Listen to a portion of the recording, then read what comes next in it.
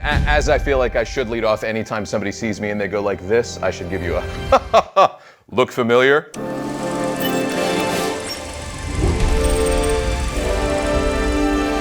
From the initial audition, you read for what you can as an actor and you get excited about so many things, but this in particular, as soon as I read it, I was like, oh, I really, really, really want to do this. Hey, what's up? My name's Craig Lee Thomas and I play the Super Earth spokesperson, AKA John Helldiver in Helldivers 2, as the community has dubbed me non-semi-canonically, I guess. Just to know like, oh wow, I worked on this and now this whole team is turning it into a reality. It was so cool. I'm Russ Nickel and I was the lead writer on Helldivers 2 from 2020 to end of 2022, the pandemic times. This came around like so many other things do, is an audition through my agent. I think the thing that stood out about this was how fast it was.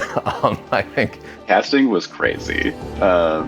You know, I did all the writing and then the script went off sort of into the abyss and I didn't hear anything for a while. And then I found out that it was going to shoot in a week. They actually hadn't really done any casting. They were just going to use this actor who's based in Sweden, who was perfectly good, but I was like, this is going to be John Helldiver. I didn't know that would be his name at the time. We can't just get someone who's good. Like, we need to get the funniest person we can possibly find. They're like, okay, sure, but we're shooting in 7 days no matter what. So if you can cast someone and get them here in 7 days, they can be in the video. Otherwise, we're using the person that we already picked. I just hit up everyone in LA who I'd ever met and who I knew had like worked in casting and was like, please send me people.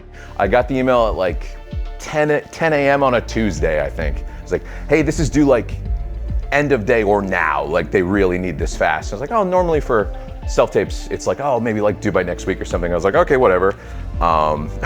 I went into my office. I bothered my wife to film me as I often do. Like within a couple days, I had gotten self-tapes from Craig Lee Thomas, who plays John Helldiver. He's perfect. I love that man. He's so good.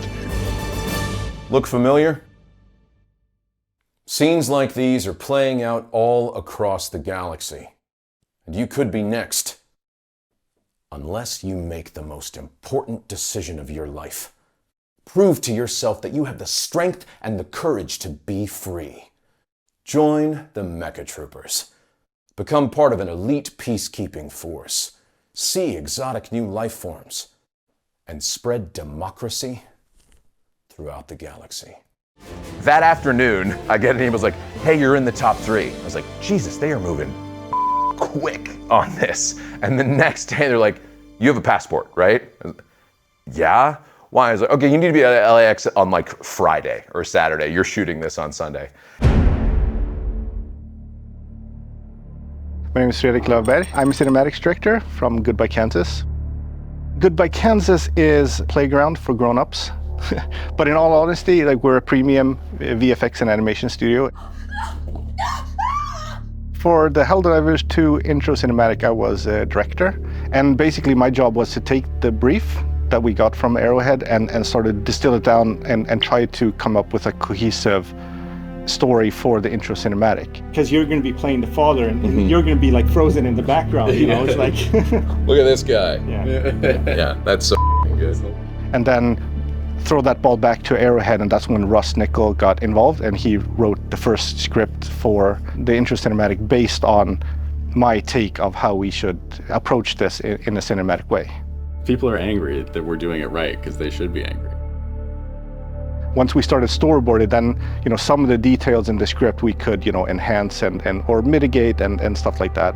We're actually discussing to keep this green screen look, so you actually have the green screen spill. Cool. And then once everyone's on board and we're happy with like the overall narrative, that's where for me like the real magic happens, is where we transition into the motion capture stage. Goodbye Kansas is just so incredible. Like they have this massive space. You can see everything live on the cameras. There was this whole team. They had this team of like 30 people who sit in sort of like this bleacher section watching you. It reminded me of like, the people in Squid Game, the random Americans who are just like watching, looking down on you, and they're not allowed to speak because you have to be quiet on set for all the takes. So they're just imperiously like gazing over the entire production. It was so spooky. But yeah, it was great. Like getting to watch it live and see how it was going to turn out. It was crazy because I come from like a film background where you have to so carefully plan every shot, you know, and work so hard with the cinematographer. And here they would just be like, oh, we can just film this and then we can move him over here and we can just change the lighting. Like it was just amazing what they could do. So they didn't have to set up any lights. They didn't have to do anything. It was just the mocap actors on the stage with foam props. And that was it. I had done zero motion capture work before this, so this was definitely like, this was my baptism by fire. I obviously like, it's the dream of all voice actors to get to do like motion and performance capture, and I'd been, you know, training for it and coaching for it, and I had a bunch of auditions for it, but this was the first gig I ever got to do. I mean, and to that end, like Nila and Niklas Hansen are two amazing stunt performers who shot the intro with me at GBK. Like, all credit to them, because I literally walked in just like the biggest, literally biggest baby on the planet. Just, what does all of this mean? And they're like, who is this? Okay, do this, don't do that. Like they guided me through it, and Freddie, obviously, as well, and everybody at GBK. But no, this was like baptism by fire, and it was so much fun. Craig coming on board was like, it was amazing. He was so fun to work with, and he took what we wanted and helped us elevate it to the next level. For the love of liberty, why?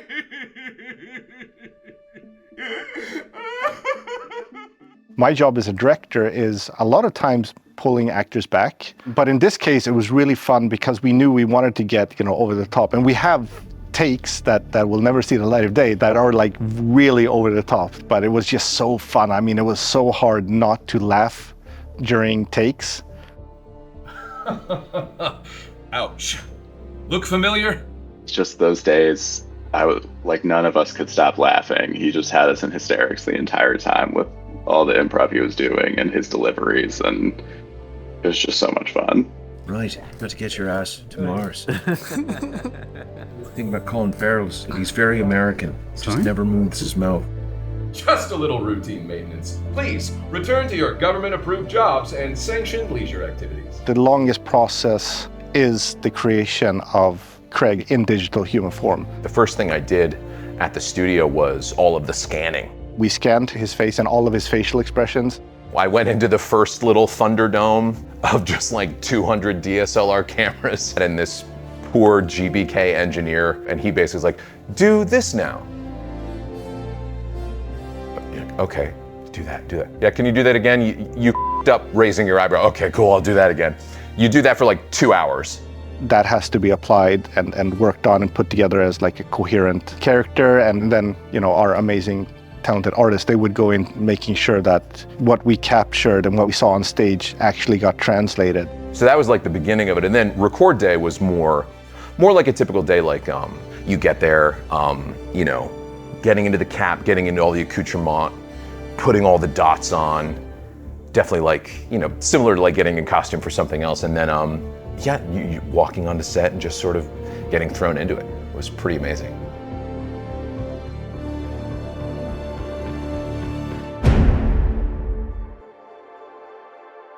We had so little time to immerse you in this universe and try to get you to understand the beautiful dystopia that is Super Earth. Super Earth, our home. Prosperity, liberty, democracy, our way of life. All right, we've got 90 seconds or 2 minutes or however long it is to set up the whole universe that you're going to play in for the rest of the game. But freedom doesn't come free. We thought the best way to do it was through this propaganda video trying to recruit you and get you on board and like turn you into a Helldiver. Prove to yourself that you have the strength and the courage to be free. The sort of like performative, jingoistic, hey, I'm the cheesiest, most insincere, that thing is something that I always have fun doing. I know it's something that I sort of like walk into pretty easily just with the way I look. So it was definitely like, I describe it as like, this was my part to lose. I think like, I definitely was like slotted for this. Will you lay back like a spineless worm and let bugs crawl all over your freedom? Yeah, I think we just wanted to tell the story of like your average, everyday American recruit, you know, who lives in a small town and has a family and has to go off to war to save the day. And just like, who is the most basic, heroic, patriotic person that you could have? I guess that's why he's John Helldiver, right? Just pick the most basic first name. Sorry to all the Johns out there. It needs to be funny, but it has to be grounded. It has to be grounded, but it's also satirical. Like, all of those things were really exciting to me. Something that's so key to Super Earth is that all of the citizens totally buy in. They're like, yes, managed democracy is perfect. It's the ideal form of democracy. Like, yes, I will gladly die for Super Earth because it's the right thing to do. So there's this very upbeat tone. Super Earth reminds you that nothing is wrong, and questioning our ideals is treason. And I knew, like, okay, I have the ability to do this. I just need to knock it out as hard as I can. And luckily the team was there to support me. The writing was so funny. Like, I think we crushed it. I think we did it. So yeah, that put me into this 6-month period of, I'm still under an NDA that I cannot acknowledge my presence in this game. And as soon as that trailer comes out, I have people texting me like, is that you in the Helldivers 2 thing? And I had to go, oh no, I don't know what you're talking about, or just ignore people. So basically I was just like a for 6 months, so thanks a lot. The game coming out was a relief for more than one reason, because I finally got to be like, okay, yeah, that was me. And also, oh my God, people seem to like this. So maybe the 2 most ridiculous faces I've ever made in anything I've ever acted in. This face, one of them, or that face, immediately on Giphy, immediately being sent to me by every single person I knew, which was pretty ridiculous. I never could have imagined the reaction to this friggin' game. I mean, it's just insane. All of us working on it, we're just so heads down in the trenches, and you just don't know how it's gonna go. And seeing it come out and see everyone be so excited that there was a sequel to Helldivers and think that it was so funny, man, it just brought me so much joy. Crazy ride is the perfect way to describe it. I mean, you do these jobs as an actor, especially as a voice actor, and a lot of the times it is just like, you do this thing and it was amazing and that's it. For this to have been as incredible as it was one thing for it to come out, but for it to have continued like this has really been insane. I mean, coming here and shooting the intro, that was supposed to be it.